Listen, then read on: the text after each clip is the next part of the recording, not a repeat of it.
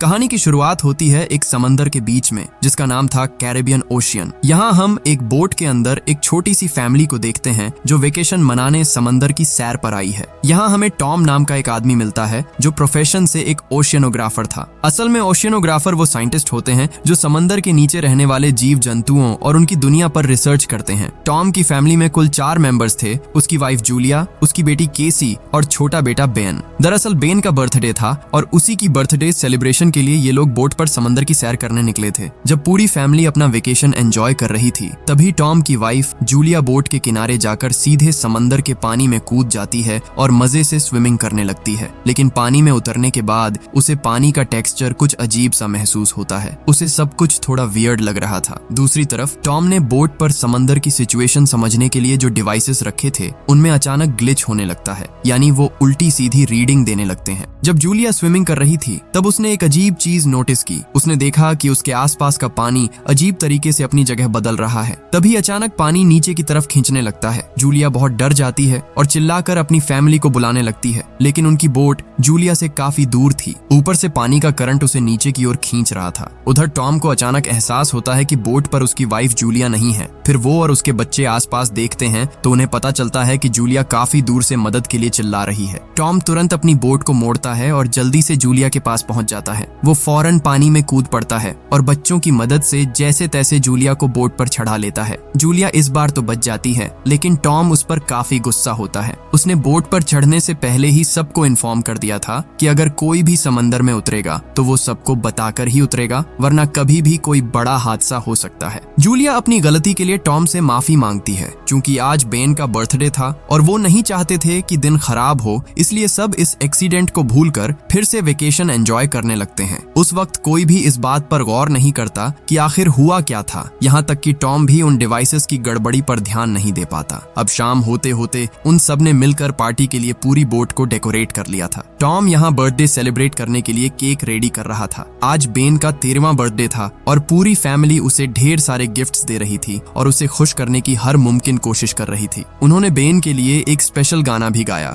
इसके बाद केक काटने से पहले कैमरा सेट करके वे सब फैमिली फोटोज लेने लगे। लेकिन बर्थडे सेलिब्रेशन के दौरान ही अचानक केसी के पास एक वीडियो कॉल आता है। केसी तुरंत जाकर बात करने लगती है। दरअसल केसी को उसके बॉयफ्रेंड जेस ने फोन किया था। केसी जेस को बताती है कि वे लोग यहाँ कितना एंजॉय कर रहे हैं, लेकिन जेस उसे कहता है कि जितनी जल्दी हो सके उन्हें वहाँ से वापस लौट आना चाहिए। जेस बताता है कि हर तरफ खबर आ रही है कि अलग अलग जगहों पर बहुत बड़े साइज के तूफान आ रहे हैं। यहाँ तक कि न्यूज में भी वार्निंग दी जा रही है। ताज्जुब की बात यह थी कि ये तूफान सिर्फ किसी एक जगह नहीं बल्कि पूरी दुनिया में एक साथ आ रहे थे, जो कि अर्थ की हिस्ट्री में पहली बार हो रहा था। ये सुनकर केसी बहुत डर जाती है कि आखिर अचानक ऐसा अजीब वाकया क्यों हो रहा है। केसी जेस से इस बारे में और कुछ पूछने ही वाली थी कि तभी कॉल कट जाता है। काफी कोशिश के बाद भी केसी उससे कांटेक्ट नहीं कर पाती क्योंकि सिग्नल पूरी तरह टूट चुके थे। केसी तुरंत अपनी फैमिली के पास भागती है और उन्हें बताती है कि कैसे पूरी दुनिया में एक साथ बड़े बड़े तूफान आ रहे हैं और न्यूज में डेंजर सिग्नल दिया गया है। यह सुनकर सब काफी घबरा जाते हैं, लेकिन इससे पहले कि वे कुछ समझ पाते अचानक उनकी बोट से किसी चीज के टकराने की जोर से आवाज आती है। जब वे सब बोट के बाहर आकर देखते हैं तो दंग रह जाते हैं। उनकी बोट के चारों तरफ ढेर सारी शार्क्स आ गई थीं। शार्क्स ने पूरी बोट को घेर लिया था। टॉम यह देखकर हैरान था क्योंकि एक ओशियनोग्राफर होने के नाते उसे अच्छी तरह पता था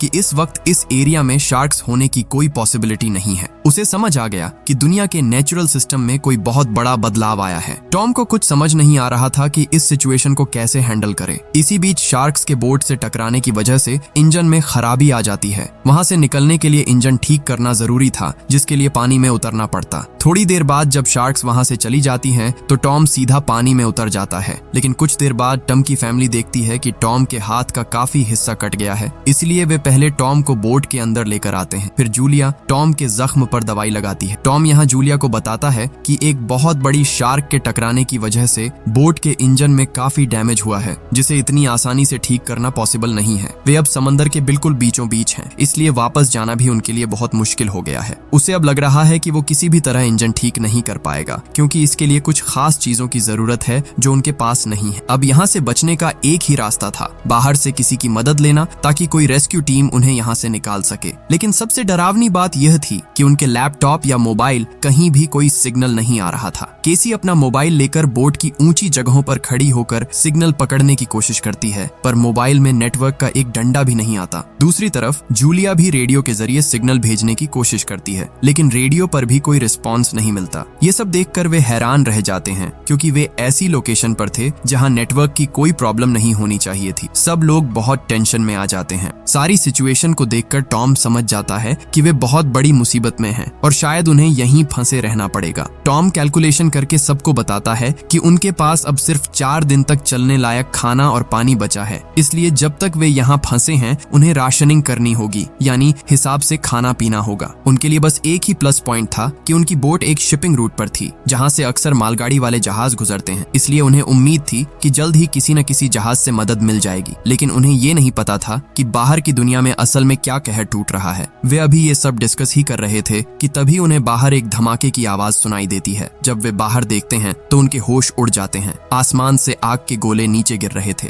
देखते ही देखते आग के गोलों की तादाद बढ़ने लगती है। इंजन डैमेज होने के बावजूद टॉम जल्दी जल्दी बोट स्टार्ट करने की कोशिश करता है। इंजन स्टार्ट नहीं हो रहा था और एक विशाल आग का गोला उनकी बोट की तरफ ही बढ़ रहा था। ऐन मौके पर इंजन स्टार्ट हो जाता है और बोट वहां से हट जाती है, जिससे उनकी जान बच जाती है। टॉम बोट लेकर काफी दूर निकल आता है, लेकिन डैमेज इंजन को लगातार चलाने की वजह से वो बुरी तरह गर्म हो जाता है और उससे धुआं निकलने लगता है। अब इंजन पूरी तरह खराब हो चुका था, जिसे चाहकर भी अब ठीक नहीं किया जा सकता था। अब टॉम सारी सिचुएशन को समझने के लिए बोट के बाहर जाता है। आसपास देखकर उसे समझ आता है कि आसमान से गिरने वाली चीजें असल में आग के गोले नहीं, बल्कि अलग अलग तरह के सैटेलाइट्स हैं। इन सैटेलाइट्स के गिरने की वजह से ही उनके फोन और रेडियो में कोई सिग्नल नहीं आ रहा था। लेकिन अचानक आसमान से इस तरह सैटेलाइट्स क्यों गिर रहे हैं, ये बात किसी की समझ में नहीं आ रही थी। दूसरी तरफ टॉम का समंदर मापने वाला डिवाइस अचानक बहुत तेज स्पीड से घूमने लगता है। इसका मतलब था कि समंदर की लहरों की गति अब बहुत ज्यादा बढ़ गई है। कुछ ही देर में वहां एक बहुत बड़ा तूफान आ जाता है। हवा इतनी तेज चलने लगती है कि उनकी बोट की हालत खराब होने लगती है। लहरों के तेज बहाव के कारण बोट एक जगह टिक नहीं पा रही थी। सब बहुत ज्यादा डर जाते हैं, क्योंकि अगर बोट एक बार भी पलट गई तो वो डूब जाएगी और उनके पास बचने की कोई जगह नहीं बचेगी। अपनी फैमिली को सुरक्षित रखने के लिए टॉम जैसे तैसे सबको बोट के ऊपरी डेक पर ले जाता है। वो सबके लिए लाइफ जैकेट निकालता है और जल्दी से सबको पहना देता है, ताकि अगर बोट डूब भी जाए तो कम से कम वे पानी पर तैरते रहें। उसी वक्त उन सबको महसूस होता है कि अर्थ की ग्रेविटी में कोई अजीब सा बदलाव आया है, क्योंकि अचानक उन सबके नाक से खून निकलने लगता है। इसका मतलब था कि पृथ्वी शायद अब उल्टी दिशा में चली गई है। वे इन सब चीजों से इतना डर गए थे कि उन्हें पता ही नहीं चला कि वे कब सो गए। जब उनकी आंख खुलती है तो सुबह हो चुकी थी और सूरज की रोशनी बोट के अंदर आ रही थी। आसपास देखने पर उन्हें पता चलता है कि उनकी बोट जगह जगह से टूट चुकी है। लेकिन जैसे ही टॉम और उसकी फैमिली बोट से बाहर निकलते हैं, उन्हें अपनी आंखों पर यकीन नहीं होता। वे देखते हैं कि समंदर का सारा पानी अचानक गायब हो चुका है। उनकी बोट अब एक सूखे मैदान जैसी जमीन पर खड़ी थी और चारों तरफ एक बूंद पानी भी नहीं था।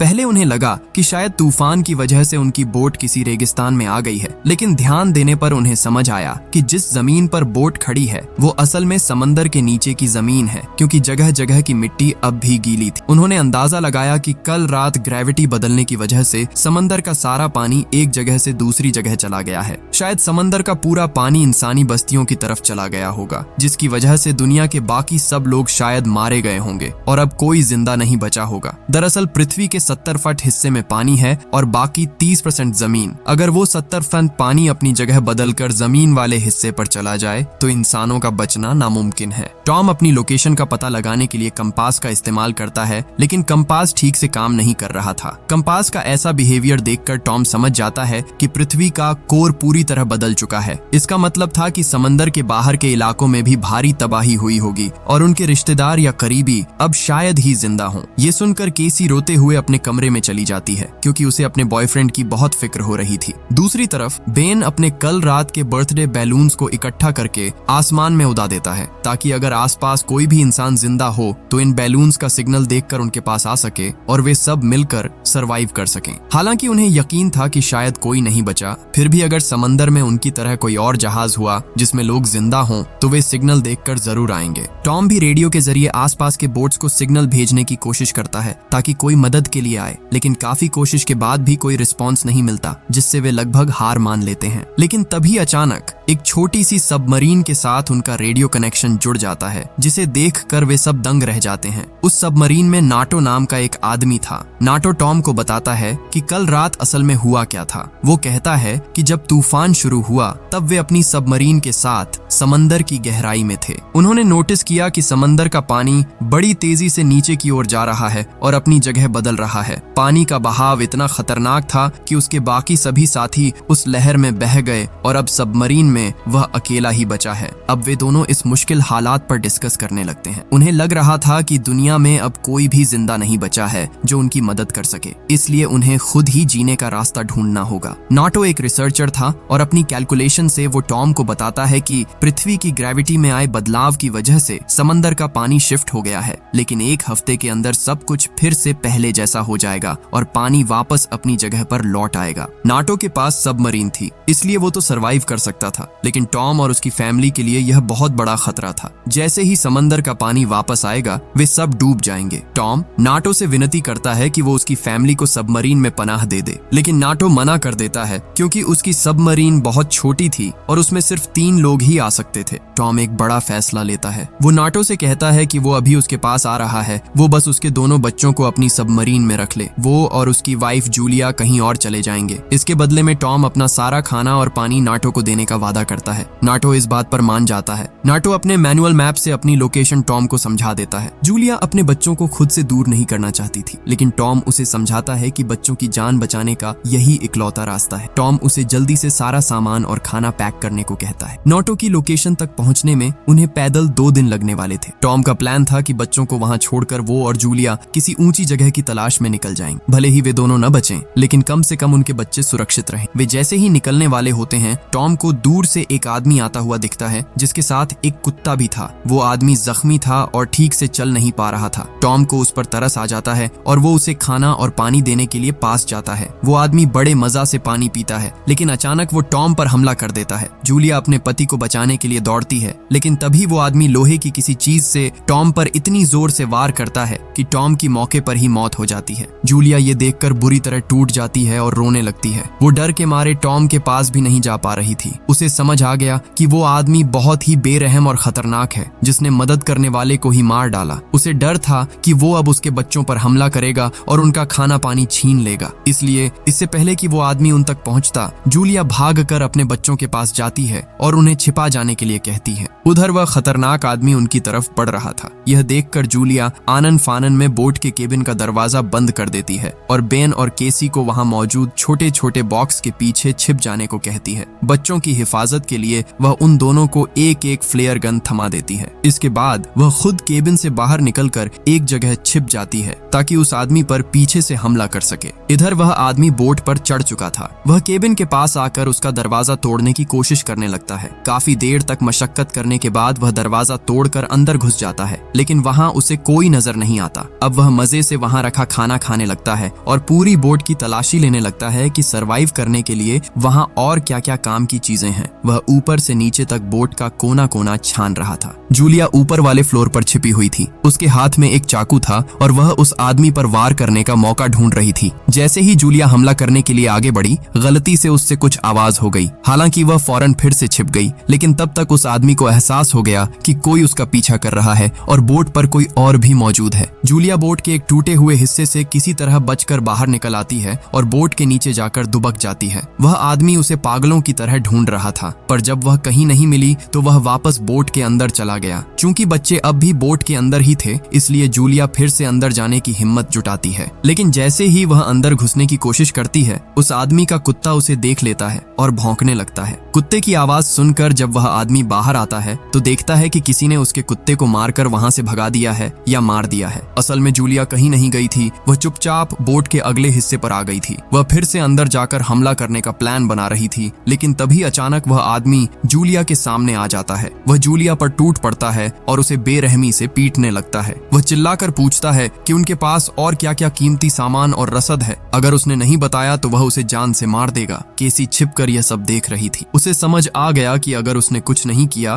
तो वह आदमी उसकी माँ को मार डालेगा। केसी हिम्मत जुटाकर दबे पांव बाहर निकलती है और बड़ी सावधानी से निशाना साधकर अपनी फ्लेयर गन से सीधे उस आदमी के चेहरे पर फायर कर देती है। फ्लेयर लगते ही उस आदमी आदमी का चेहरा बुरी तरह जलने लगता है और उसे दिखना बंद हो जाता है। हालांकि इस हमले से उस आदमी को तो रोक दिया गया, लेकिन फ्लेयर गन की वजह से बोट के अंदर आग लग जाती है। इधर जूलिया तुरंत अपने बच्चों को बोट से बाहर निकलने के लिए कहती है। बच्चे उसे छोड़कर नहीं जाना चाहते थे, लेकिन जूलिया उन्हें भरोसा दिलाती है कि वो बस अभी उनके पीछे आ रही है। जब बेन और केसी बाहर चले जाते हैं तो जूलिया बोट के एकदम अंदर वाले हिस्से में जाती है ताकि वह सरवाइव करने के लिए जरूरी खाना और पानी साथ ले सके। जूलिया जल्दी जल्दी एक बैग में खाना और पानी भर रही थी, तभी वह जख्मी आदमी उससे खाना छीनने की कोशिश करता है, लेकिन वह काफी कमजोर हो चुका था, इसलिए जूलिया उसे धक्का देकर पीछे गिरा देती है और रसद का बैग लेकर तुरंत बोट से बाहर अपने बच्चों के पास पहुंच जाती है। बाहर आते ही केसी और बेन अपने पिता की लाश देख लेते हैं और वे दोनों भाई बहन टॉम के शरीर से लिपटकर फूट फूट कर रोने लगते हैं। जूलिया भी खुद को रोक नहीं पाती, लेकिन जल्द ही वह खुद को संभालती है और बच्चों को ढांढस बंधाती है। वह कहती है कि उनके पिता ने उन्हें बचाने के लिए अपनी जान दी है, इसलिए कम से कम उनके पिता की खातिर उन्हें जिंदा रहना होगा और यहाँ से निकलना होगा। देखते ही देखते उनकी पूरी बोट आग की लपटों में घिर गई। तभी जूलिया देखती है कि वह आदमी भी जलती हुई बोट से बाहर निकल आया है। उसे देख जूलिया और बच्चे सहम जाते हैं और अपना सामान लेकर वहाँ से भागना शुरू कर देते हैं। कुछ ही देर में बोट के अंदर एक जोरदार धमाका होता है। जूलिया बच्चों को लेकर काफी दूर तक दौड़ती रहती है। वह उसी दिशा में जा रही थी जहाँ नॉटो अपनी सबमरीन के साथ मौजूद था। टॉम ने बताया था कि वहाँ पहुँचने में 2 दिन लगेंगे, इसलिए जूलिया बिना रुके आगे बढ़ने की कोशिश करती रही। कई घंटों तक लगातार चलने के बाद वे तीनों बुरी तरह थक गए थे,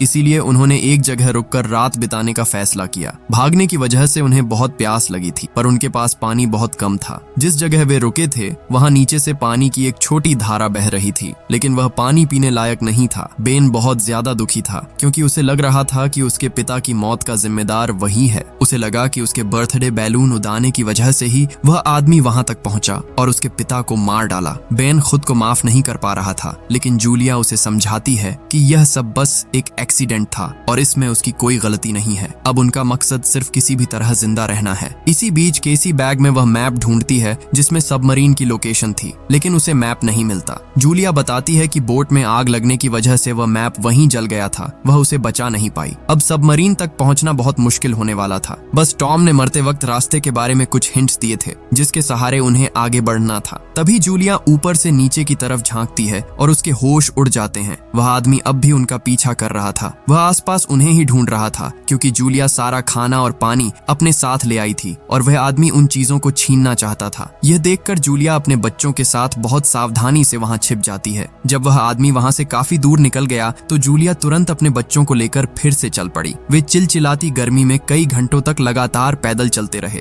जिसकी वजह से वे सब बुरी तरह थक चुके थे। उनके शरीर में आगे बढ़ने की रत्ती भर भी ताकत नहीं बची थी, लेकिन जूलिया ने किसी तरह खुद को संभाला और अपने बच्चों का हौसला बढ़ाया ताकि वे हार न माने। उसने उन्हें समझाया कि अगर जिंदा रहना है तो जल्द से जल्द सबमरीन तक पहुंचना ही होगा। चूंकि वे समंदर के नीचे वाले हिस्से पर चल रहे थे, इसलिए रास्ता बिल्कुल भी समतल नहीं था। हर तरफ ऊबड़ खाबड़ जमीन, छोटे बड़े पत्थर और जगह जगह जमा थोड़ा बहुत पानी उनके सफर को और भी मुश्किल बना रहा था। भागते भागते जब वे काफी दूर निकल आए तो उन्होंने देखा कि उनके आसपास भारी मात्रा में प्लास्टिक और कचरा पड़ा हुआ है। ये वही प्लास्टिक था जिसे इंसान सालों से समंदर में फेंकते आ रहे थे और जो अब समंदर की तह में जमा हो चुका था। समंदर के नीचे बोतलों और प्लास्टिक का इतना बड़ा ढेर देखकर वे सब दंग रह गए। सफर तय करते करते अब उनके पीने का पानी पूरी तरह खत्म हो चुका था। उनके पास बस नाम मात्र का पानी बचा था। जब प्यास के मारे बेन की हालत बहुत खराब होने लगी तो जूलिया ने अपने हिस्से का आखिरी पानी भी उसे पिला दिया। अब उनके पास एक बूंद पानी भी नहीं बचा था। इधर प्यास और थकान से केसी की हिम्मत भी टूटने लगी थी। वह रोते हुए कहने लगी कि अब वह एक कदम भी आगे नहीं बढ़ेगी। उसने सवाल उठाया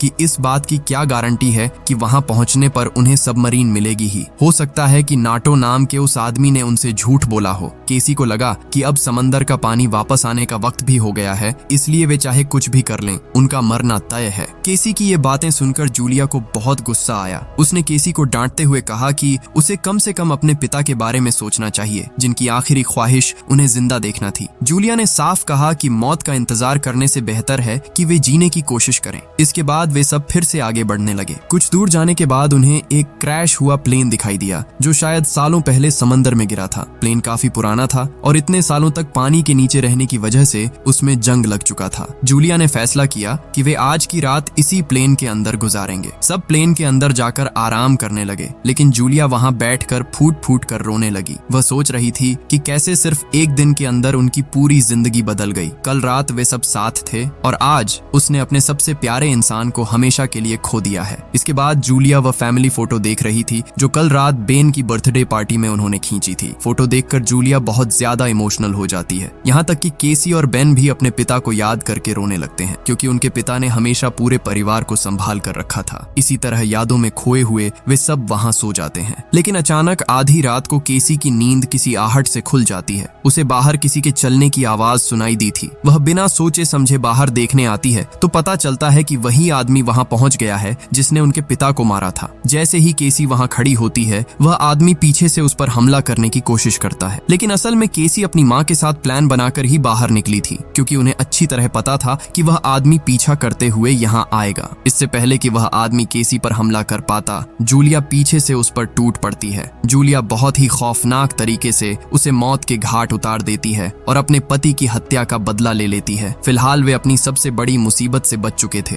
देखते देखते रात बीत गई और सुबह हो गई। जब केसी और जूलिया बाहर आते हैं तो वे देखते हैं कि उस आदमी की लाश वहाँ नहीं है। ये देखकर वे दोनों डर जाते हैं, क्योंकि इसका मतलब था कि आसपास कोई ऐसा खतरनाक जानवर या जीव हो सकता है जो लाश को उठाकर ले गया। इसीलिए अब उन्हें और भी ज्यादा सावधान रहना था। वे बिना समय बर्बाद किए फिर से सबमरीन की तलाश में निकल पड़ते हैं। कल से उन्होंने एक बूंद पानी भी नहीं पिया था, इसलिए तीनों की हालत बहुत खराब थी। कुछ दूर जाने पर उन्हें जमीन पर जमा हुआ थोड़ा पानी दिखता है, जो कि बहुत गंदा था। लेकिन प्यास के मारे बेन खुद को रोक नहीं पाता और पागलों की तरह उस गंदे पानी को पीने के लिए दौड़ता है। जूलिया उसे रोकती है, क्योंकि वह पानी उसे बीमार कर सकता था और उन्हें अभी पूरा दिन चलना था। पूरा दिन पैदल चलने के बाद शाम होने लगती है। अंधेरा होने से पहले वे आसपास पड़े कचरे और प्लास्टिक के बड़े टुकड़ों को इकट्ठा करते हैं और रात बिताने के लिए एक शेल्टर तैयार करते हैं। वे बहुत थके हुए थे, इसलिए तीनों वहां सो जाते हैं। लेकिन कुछ ही देर बाद जूलिया को बाहर कुछ अजीब आवाजें सुनाई देती हैं। वह दबे पांव बाहर जाकर देखती है तो उसे चारों तरफ डरावने और जहरीले केकड़े नजर आते हैं जो उन्हें घेर रहे थे। जूलिया तुरंत शेल्टर में जाकर बच्चों को उठाती है और उन्हें लेकर वहां से भागने लगती है। भागते भागते उन्हें दूर एक बहुत बड़ा जहाज दिखाई देता है जो कई कंटेनर्स के साथ समंदर की तह में डूबा हुआ था। वहां लोहे के बहुत सारे कंटेनर्स पड़े थे, इसलिए वे उन कंटेनर्स के अंदर पनाह लेने का फैसला करते हैं। लेकिन जब वे उन कंटेनर्स के पास पहुंचे तो उन्होंने देखा कि वहां पहले से ही कई लोगों ने पनाह ले रखी थी। जैसे ही उन लोगों ने देखा कि दूर से ढेर सारे केकड़े उनकी तरफ बढ़ रहे हैं, उन्होंने जूलिया और बच्चों के पहुंचने से पहले ही कंटेनर का दरवाजा अंदर से बंद कर लिया। जूलिया और उसके बच्चों ने लाख मिन्नतें की, पर उन्होंने दरवाजा नहीं खोला। केकड़े बिल्कुल पास आ चुके थे, इसलिए कोई और रास्ता न देखकर वे जल्दी जल्दी कंटेनर के ऊपर चढ़ने लगे। बच्चों को ऊपर चढ़ाते चढ़ाते जूलिया को थोड़ी देर हो गई, जिसकी वजह से एक विशाल केकड़े ने उसके पैर पर बुरी तरह काट लिया। फिर भी किसी तरह वे तीनों ऊपर चढ़ने में कामयाब रहे। इधर उस कंटेनर के नीचे एक हिस्सा टूटा हुआ था जिसे अंदर बैठे लोग देख नहीं पाए थे। सारे केकड़े उसी रास्ते से अंदर घुस गए और लोगों पर हमला कर दिया। ऊपर बैठी जूलिया और बच्चे अंदर से आ रही चीखें सुन सकते थे। थोड़े ही समय में केकड़ों ने अंदर मौजूद हर एक इंसान को मार डाला। जूलिया के पैर से बहुत ज्यादा खून बह रहा था, इसलिए उसने तुरंत कपड़े से घाव को बांधा, लेकिन कमजोरी की वजह से वह वहीं बेहोश हो गई। कुछ घंटों बाद जब उसे होश आया तो उसके पास न तो बेन था और न ही केसी। जूलिया बुरी तरह डर गई और नीचे उतरकर पागलों की तरह उन्हें ढूंढने लगी। जब वे कहीं नहीं मिले तो वह रोने लगी। तभी केसी दौड़कर आई और अपनी माँ के गले लग गई। उसने बताया कि केकड़े काफी पहले चले गए थे, इसलिए वे दोनों भाई बहन कंटेनर्स में खाना और पानी ढूंढने गए थे। जूलिया ने चैन की सांस ली और एक लाइटर की मदद से अपने घाव को जलाकर उसे ड्रेस किया ताकि इन्फेक्शन न फैले। केसी और बेन को वहां मरी हुई लाशों के पास कुछ बंदूकें मिली, जिन्हें उन्होंने आत्मरक्षा के लिए उठा लिया। वहां उन लोगों का बचा हुआ खाना और पानी भी पड़ा था, जिसे पीकर जूलिया और बच्चों को थोड़ी हिम्मत और ताकत महसूस हुई। जूलिया को एक मरे हुए आदमी के पास एक छोटा रेडियो मिला। उसने तुरंत नाटो से संपर्क किया ताकि पता चल सके कि सबमरीन अब कितनी दूर है। किस्मत से नाटो का सिग्नल मिल गया, लेकिन नाटो ने बताया कि उसकी हालत भी ठीक नहीं है, क्योंकि उस पर भी केकड़ों ने हमला किया था। इसके अलावा नाटो ने एक बहुत ही बुरी खबर दी। उसने बताया कि समंदर का पानी जो 2 दिन बाद वापस आना था, अब वो सिर्फ 1 घंटे के अंदर लौटने वाला है। कुदरती तौर पर समंदर के जीवों को इसका एहसास हो गया है, इसीलिए केकड़े और बाकी जानवर समंदर की तरफ लौटने लगे हैं। नाटो ने साफ कह दिया कि अगर वे 1 घंटे के भीतर सबमरीन तक नहीं पहुंचे तो वे सब डूब कर मारे जाएंगे। ये सुनकर जूलिया रोने लगती है और नाटो से कहती है कि वह इतने कम समय में उसे कैसे ढूंढेगी। उसे तो यह भी नहीं पता कि वह उससे कितनी दूर है और उनके पास तो अब कोई मैप भी नहीं है। वह बस अपने पति टॉम के बताए हुए अंदाजे के हिसाब से 2 दिन से चल रही है, लेकिन अब तक उसे सबमरीन का कोई निशान नहीं दिखा। नाटो उसे दिलासा देते हुए कहता है कि अगर वे 2 दिन से चल रहे हैं तो यकीनन वे उसके काफी करीब होंगे। नाटो के पास बंदूक की आखिरी गोली बची थी। वह उन्हें सिग्नल देने के लिए हवा में फायर कर देता है। दूर से जूलिया और बच्चे उस रोशनी को देख लेते हैं और वे खुशी से झूम उठते हैं, क्योंकि उन्हें पता चल जाता है कि वे सही रास्ते पर हैं। वे तेजी से सबमरीन की तरफ दौड़ने लगते हैं। काफी दूर भागने के बाद उन्हें एक खाली जगह पर सबमरीन खड़ी दिखाई देती है, लेकिन वहां तक पहुंचने के लिए उन्हें पत्थर की एक ऊंची दीवार जैसी पहाड़ी पार करनी थी, जो समंदर की लहरों के कारण वहां बन गई थी। वहां पहुंचने से पहले केसी अपनी माँ से पूछती है कि अगर वे दोनों भाई बहन सबमरीन में चले गए तो माँ का क्या होगा। केसी जानती थी कि सबमरीन में सिर्फ 3 ही लोगों की जगह है और पानी लौटने में भी बहुत कम वक्त बचा है। जूलिया केसी पर गुस्सा होती है और कहती है कि यह सब सोचने का वक्त नहीं है,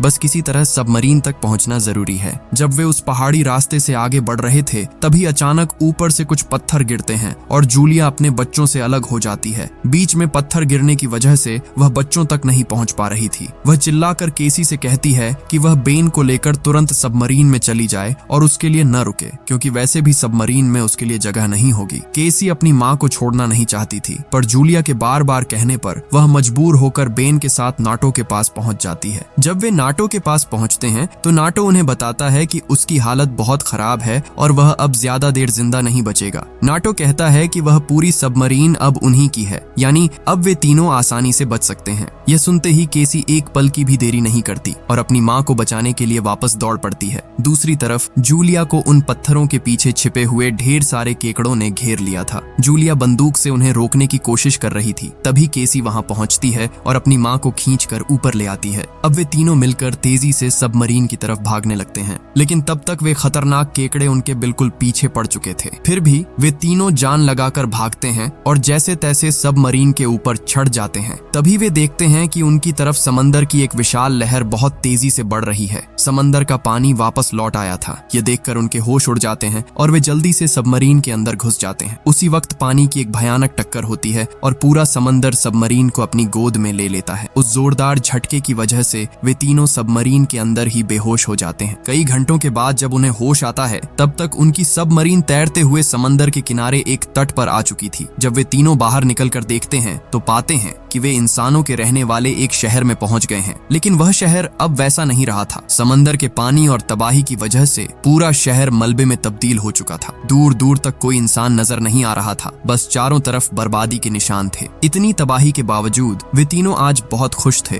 क्योंकि आखिरकार वे जिंदा बच गए थे और उन्होंने अपने पिता टॉम की आखिरी ख्वाहिश पूरी कर दी थी। उन्हें अब इस उजड़ी हुई दुनिया में एक साथ मिलकर सरवाइव करना था। उन्हें इस बात का पूरा यकीन था कि उनकी तरह दुनिया के अलग अलग कोनों में और भी लोग जिंदा बचे होंगे। उनके मन में यह विश्वास था कि सब मिलकर एक दिन फिर से इस दुनिया को रहने लायक बनाएंगे और एक नई शुरुआत करेंगे। और यहीं पर यह कहानी खत्म हो जाती है।